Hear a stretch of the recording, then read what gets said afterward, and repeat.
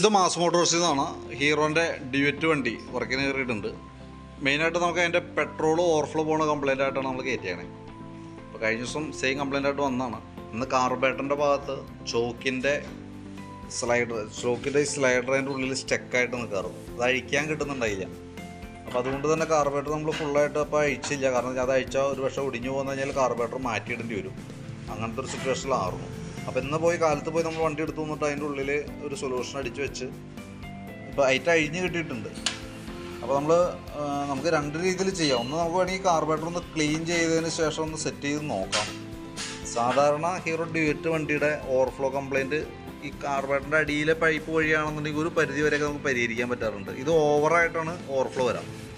അത് ശരിക്കും അതിൻ്റെ ഈ പൈപ്പിൽ കൂടെ എയർ ഫിൽറ്ററിലേക്ക് ഇറങ്ങി എയർ ഫിൽറ്ററിൽ നിന്നാണ് അതിൻ്റെ മെയിനായിട്ട് പോകാം. അപ്പോൾ അതുകൊണ്ട് തന്നെ എയർ ഫിൽറ്ററൊക്കെ നമുക്കൊന്ന് മാറ്റിയിടേണ്ടത് അത്യാവശ്യമാണ്. എയർ ഫിൽറ്ററിനകത്ത് പെട്രോളിൻ്റെ അംശമുണ്ട്, നല്ല രീതിയിൽ തന്നെ അത്യാവശ്യം അഴുക്കുമായിട്ടുണ്ട്. പിന്നെ അതേപോലെ അങ്ങനെ കംപ്ലയിൻറ്റ് വന്ന സമയത്ത് ഹെഡിലേക്കും സെയിം പ്രോബ്ലം തന്നെയായിരിക്കും. പെട്രോൾ കൂടുതൽ ഹെഡിലേക്ക് ഇറങ്ങി ചെല്ലും. അപ്പോൾ പ്ലഗ് വലിയ പ്രശ്നം തോന്നില്ല, ആഴ്ചയിൽ വലിയ പഴക്കം തോന്നണില്ലെങ്കിൽ പോലും മാറ്റിയിടണമായിരിക്കും ഏറ്റവും സേഫ്. കാരണം എന്ന് വെച്ചാൽ അങ്ങനെ വന്നിട്ടുണ്ടെങ്കിൽ സ്വാഭാവികമായിട്ടും പ്ലഗും ഷോർട്ടിങ് കാണിക്കാറുണ്ട്, സാധാരണ കാണിക്കാറുണ്ട്. അപ്പോൾ അതുകൊണ്ട് എയർ ഫിൽറ്ററും പ്ലഗും മാറ്റിയിടാം, അതായിരിക്കും ഏറ്റവും സേഫ്. കാർബേറ്ററിൻ്റെ ഭാഗം നമുക്ക് വേണമെങ്കിൽ ഒന്ന് ട്രൈ ചെയ്ത് നോക്കാം. ഒരു ഭാഗ്യപരീക്ഷണമാണ്, കിട്ടണമെന്ന് ഉറപ്പൊന്നുമില്ല.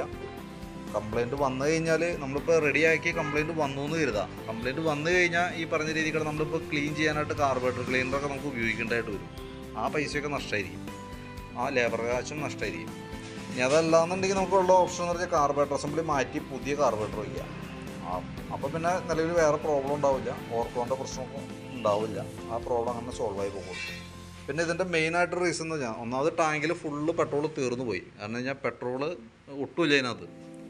അപ്പോൾ അതിൻ്റെ മെയിൻ കാരണം എന്ന് വെച്ചാൽ ശരിക്കും സ്കൂട്ടർ മോഡൽ വണ്ടിയുടെ പ്രത്യേകത എന്ന് വെച്ചാൽ നമുക്ക് ബൈക്ക് പോലെ പെട്രോൾ ഓഫ് ചെയ്യാനൊന്നും അതിനൊരു ഓപ്ഷൻ ഇല്ല. അത് ശരിക്കും ആ പരിപാടി ചെയ്യണത്, അതായത് ആ ഓൺ ഓഫൊക്കെ ചെയ്യുന്നത് ശരിക്കും പറഞ്ഞു കഴിഞ്ഞാൽ ഇതായിരിക്കണം പെട്രോൾ ടാപ്പാണ്, ആ വാക്യൂം ടൈപ്പ് ടാപ്പാണ്. അത് ശരിക്കും സ്റ്റാർട്ട് ചെയ്യുന്ന സമയത്ത് മാത്രമാണ് കാർബേറ്ററിലേക്ക് പെട്രോൾ വിടാൻ പാടുള്ളൂ. ഇതിപ്പോൾ നമ്മൾ നോക്കുന്ന സമയത്ത് ഫുള്ളായിട്ട് പെട്രോളാണ്. ഇതുണ്ടോ, വെറുതെ എന്നാലും ഫുൾ പെട്രോൾ ഇറങ്ങി വരും. കാർബേറ്ററാണെങ്കിൽ ഓൾറെഡി ഓവർഫ്ലോൻ്റെ കംപ്ലയിൻ്റ് ഉള്ളത് കൊണ്ട് ആ പെട്രോൾ ഫുള്ള് എയർ ഫിൽറ്റർ വഴി താഴേക്ക് നഷ്ടപ്പെട്ടു പോകും. അതാണ് മെയിനായിട്ടുള്ള റീസൺ. ഒരല്പം പെട്രോൾ ഉള്ളതിനകത്ത് നമുക്കിപ്പോൾ ഓടിച്ചൊക്കെ നോക്കണമെന്നുണ്ടെങ്കിൽ കുറച്ച് പെട്രോൾ അടിക്കണം അതിനകത്ത് കേട്ടോ.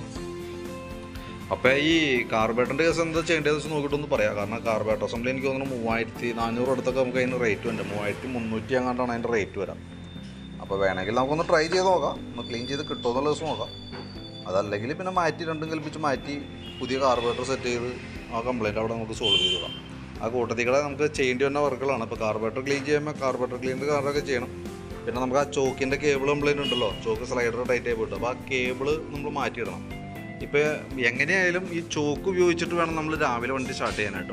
അപ്പോൾ ഈ ചോക്ക് വലിക്കുക, സ്റ്റാർട്ടായി കഴിഞ്ഞാൽ നമ്മൾ ഓഫ് ചെയ്യുക. അത് ഉപയോഗിക്കാണ്ട് വരുമ്പോഴാണ് ഈ മെയിനായിട്ട് വന്ന പ്രശ്നങ്ങൾ മൊത്തം വന്നത് കേട്ടോ. ചോക്ക് ഉപയോഗിക്കുന്നത് ഒരു കംപ്ലയിൻ്റ് അല്ല, ചോക്ക് ഉപയോഗിച്ചിട്ട് വേണം വണ്ടി സ്റ്റാർട്ട് ചെയ്യാൻ. സാധാരണ അത് പറയുമ്പോൾ എന്തോ ഒരു കംപ്ലയിൻറ്റ് പോലെയാണ് ആൾക്കാർ പറയാറ്. ചോക്ക് ഉപയോഗിച്ച് വണ്ടി സ്റ്റാർട്ട് ചെയ്യുക, അതാണ് വണ്ടിക്കും നല്ലത്. വണ്ടിയിലിരിക്കുന്ന ബാറ്ററിക്കൊക്കെ ലൈഫ് കൂടുതൽ കിട്ടാനായിട്ട് ചോക്ക് ഉപയോഗിച്ച് വണ്ടി സ്റ്റാർട്ട് ചെയ്യണം ഏറ്റവും ബെറ്റർ. അപ്പോൾ ഞാൻ ജസ്റ്റ് മാറ്റേണ്ട ഐറ്റംസ് ജസ്റ്റ് ഒന്ന് പറഞ്ഞുതരാം. ഒന്ന് എയർ ഫിൽറ്റർ നമുക്ക് മാറ്റിയിടാം, പ്ലഗും കൂട്ടത്തിക്കൂടെ മാറ്റണമാണ് സേഫ്. ഞാൻ എസ്റ്റിമേറ്റിൽ ഉൾപ്പെടുത്തുന്നുണ്ട്. വീഡിയോ കണ്ടുമ്പോൾ നോക്കിയിട്ട് പറഞ്ഞാൽ മതി, നിങ്ങളുടെ അഭിപ്രായം നോക്കിയിട്ട് നമ്മൾ എന്ത് വർക്കായാലും ചെയ്യുള്ളൂ. പിന്നെ കാർബേറ്റർ വേണമെങ്കിൽ നമുക്കൊന്ന് ട്രൈ ചെയ്ത് നോക്കാം, ക്ലീൻ ചെയ്ത് നോക്കാം, അതിൻ്റെ ആ ഒരു ചിലവ് വരുള്ളൂ. അപ്പോൾ ക്ലീനിങ്ങിൻ്റെ എമൗണ്ട് ഞാൻ കാര്യങ്ങൾ ഉൾപ്പെടുത്തിയിട്ടുള്ള എസ്റ്റിമേറ്റ് പറയാം. ഇനി അതല്ല കാർബേറ്റർ അസംബ്ലിയുടെ റേറ്റ് ഞാൻ വേറെ അഡീഷണൽ പറയുകയും ചെയ്യാം കേട്ടോ. പിന്നെ നമുക്ക് ചെയ്യേണ്ടത് ഈ പെട്രോളിൻ്റെ ടാപ്പ്, അതായത് വണ്ടി ഓഫായിരിക്കുന്ന സമയത്ത് പെട്രോൾ വരരുത്. അത് വരാതിരിക്കണമെങ്കിൽ ആ ഉള്ളിലിരിക്കുന്ന പെട്രോൾ ടാപ്പ് മാറണം. പൈപ്പുകളും അത്യാവശ്യം റബ്ബർ ടൈപ്പ് പൈപ്പാണ്, അതൊക്കെ ഹാർഡായിട്ടുണ്ട്. ആ പൈപ്പുകളും മാറ്റിയിടാണെങ്കിൽ ആ ഭാഗം ക്ലിയർ ആയി പോകും. ഇത്രയും കേസാണ് മെയിനായിട്ട് നമ്മൾ ചെയ്യണ വർക്ക് കേട്ടോ. അപ്പോൾ ഞാനതിൻ്റെ ഇത്രയും ഭാഗങ്ങൾ ഉൾപ്പെടുത്തിയിട്ടുള്ളൊരു എസ്റ്റിമേറ്റ് ഞാൻ പറയാം. പുതിയ കാർബേറ്റർ അസംബ്ലിയുടെ റേറ്റ് അതിനകത്ത് ഉൾപ്പെടുത്തുന്നില്ല, അത് ഞാൻ സെപ്പറേറ്റ് പറയാം. തൽക്കാലം റിപ്പയർ ചെയ്ത് കിട്ടുമോ എന്നുള്ള ദിവസം നമുക്ക് ജസ്റ്റ് ഒന്ന് ട്രൈ ചെയ്ത് നോക്കാം. പറ്റില്ല എന്നുണ്ടെങ്കിൽ മാറ്റേണ്ടതായിട്ട് വരും കേട്ടോ. അപ്പോൾ വീഡിയോ കണ്ടുമ്പോൾ നോക്കിയിട്ടൊന്ന് റിപ്ലൈ ഇട്ടാൽ എന്തായാലും വണ്ടി നാളത്തേക്ക് ആവുള്ളൂ. നാളെ നോക്കിയിട്ട് കംപ്ലയിൻ്റ് ഒന്ന് കൺഫേം ചെയ്തിട്ട് നാളെ പറയാം എന്തായാലും കേട്ടോ. നാളെ വൈകിട്ട് എടുക്കാം.